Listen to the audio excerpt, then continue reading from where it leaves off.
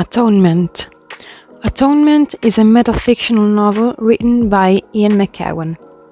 Set in three time periods, 1935 England, Second World War England and France, and present-day England, it tells the story of the Tallis family, especially of Bryony and Cecilia, who are sisters, and Robbie, who is the son of the maid that works for the family. This book, and also the movie, is about redemption. It's about the atonement that Bryony experienced during her life for a mistake that she made when she was a child.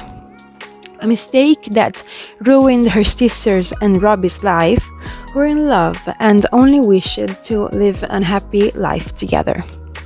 Bryony has always had a passion for writing, and so when she was a child, she was writing this play called The Trials of Arabella. This is a detail that must be mentioned because Bryony was a very, very, very imaginative child. Later that day, she witnessed a moment of intimacy, of privacy between her sister and Robbie, and her mind starts to wander. In the same week, her cousins join her family due to some marital problems between her aunt and uncle. Bryony tries to engage her cousins in this play that she's writing, but no success. One of these cousins was Lola, a 15-year-old girl who makes a worrying impression to Leo's friend.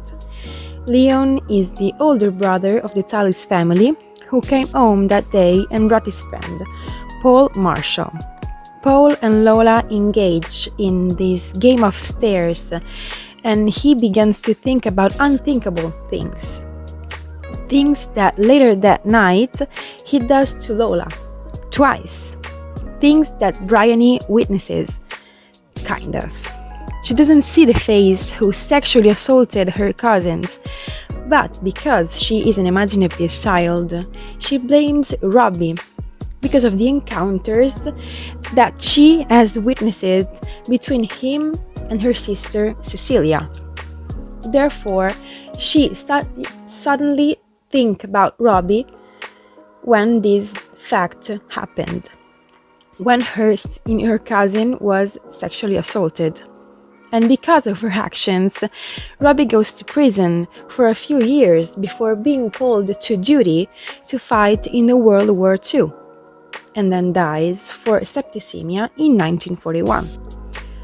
Cecilia, after this thing that happened, leaves her family for good and starts working as a nurse in a hospital in London, and Bryony follows her in an attempt to apologize, but to no avail. Cecilia also dies in 1941, where she was in a subway, where she thought she was safe from the bombs.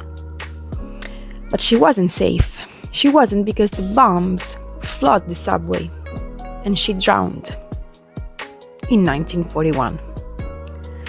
Cecilia and Robbie never got to live the life that they dream about when they saw each other.